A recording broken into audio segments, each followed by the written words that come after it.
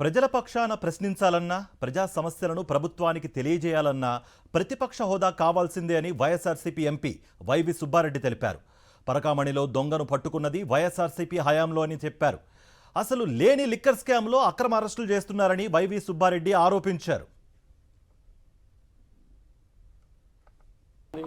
ప్రజల వాణి వినిపించాలంటే ప్రతిపక్ష హోదా ఇస్తే ప్రతిపక్ష హోదా నాయకుడిగా సమయం ఎక్కువ కేటాయిస్తారు కాబట్టి ప్రజా సమస్యపై స్పందించడానికి అవకాశం ఉంటుందని అడుగుతున్నాం ఫస్ట్ నుంచి మేము.